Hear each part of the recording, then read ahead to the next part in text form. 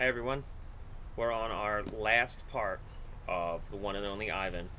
I've had a lot of fun reading this to you. It's not how I thought we were going to get through this book. I thought we would have gotten through it in, you know, 3 or 4 weeks of us reading it together and having class discussions and all. But in a way, it's felt good because we started it at the beginning and we're finishing it up right at the end. Um, It'll always be on my YouTube page in case you want to come back and read it again. Um, but I have it saved for next year and the year after, so my students will always be able to watch how my class went through reading this book and reading it outside mostly during this incredible time. So let's finish up, okay? The top of the hill. I've explored every nook and every cranny of this place, except for a hill at the far end where workers have been repairing a wall. They're finally gone. They've left behind fresh white brick and a mound of black dirt. While the others laze in the morning sun, I want to explore the hilltop. They've been there before, and I haven't. Everything is still fresh to my eyes. I take my time, going uphill, savoring the feel of grass on my knuckles. The breeze carries the shouts of children and the drowsy hum of bumblebees. Near the top of the hill is a low-limbed tree, the kind my sister would have loved. The wall is endless, clean and white, stretching far down the habitats beyond my own. It's high, wide, carefully built to keep us in and others out. This is, after all, still a cage. It rained last night, and a pile of dirt is soft to the touch. I scoop up a handful and breathe in the loamy smell. It's a rich brown color, heavy and cool in my palm, and the wall waits like an endless blank blackboard. The wall. It's a big wall, but it's a big pile of dirt, and I'm a big artist. I slap handfuls of mud on the warm cement. I make a handprint. I tap my nose with a muddy finger. I make a nose print. I slide my palms up and down. The mud is thick and hard to use, but I keep moving and scooping and spreading. I don't know what I'm making, and I don't care. I make swoops and swirls and thick lines, figures and shapes, light and shadow. I am an artist at work. When I am done, I step back to admire my work. But it's a large canvas, and I'd like to get a better view.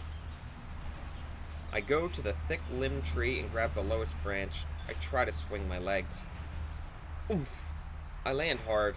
I'm too big to climb, I suppose.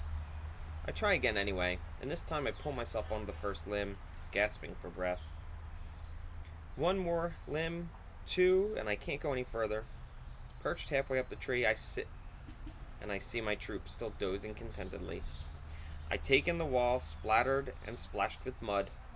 Not much color, but lots of movement, and I like it. Feels dreamy and wild, like something Julia might have made. From my seat in the tree, I can see beyond the wall.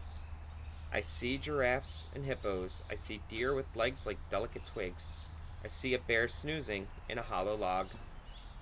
I see elephants. Safe. She's far away, belly deep in tall grass with others by her side. Ruby.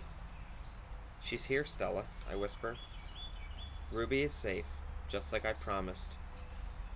I call to Ruby, but the wind tugs at my words, and she'll never know. I'm sorry.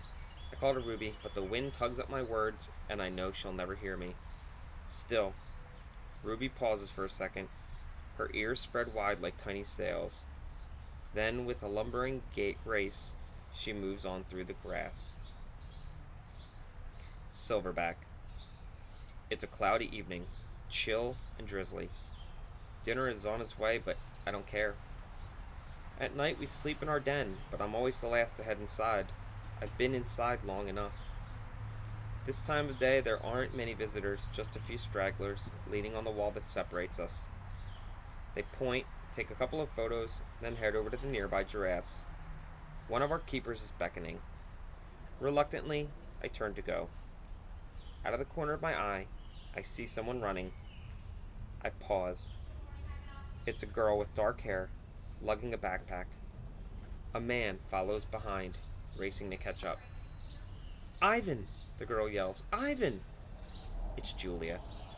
I scramble to the edge of the wide moat that skirts the wall. Julia and George wave to me.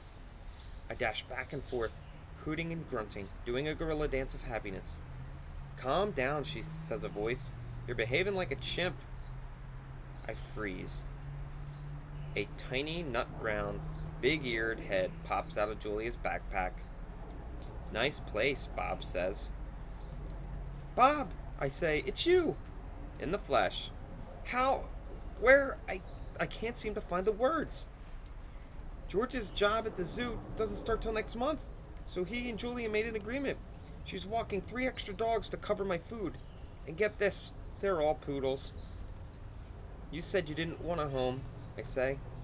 Yeah, Bob says, but Julia's mom likes my company, so I figure I'm doing everyone a favor.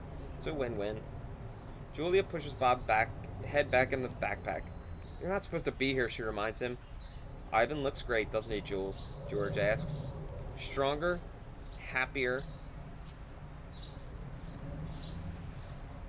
Julia holds up a little photo, but it's too far away for me to see. It's Ruby, Ivan. She's with the other elephants now because of you. I know I want to tell her. I saw with my own eyes. We stare across the expanse that separates us after a while. George pats Julia's arm. It's time to go, Jules. Julia gives a wistful smile. Bye, Ivan. Say hello to your new family. She turns to George. Thank you, Dad. For what? She gestures towards me. For this. They turn to leave. The lamps that light the zoo pathways blink on, blanketing the world with yellow light. I can just make out Bob's little head sticking out of Julia's backpack. You are the one and only Ivan, he calls. I nod, then turn towards my family, my life, my home. Mighty Silverback, I whisper. And there's Ivan in his new home with his new family, being a mighty Silverback.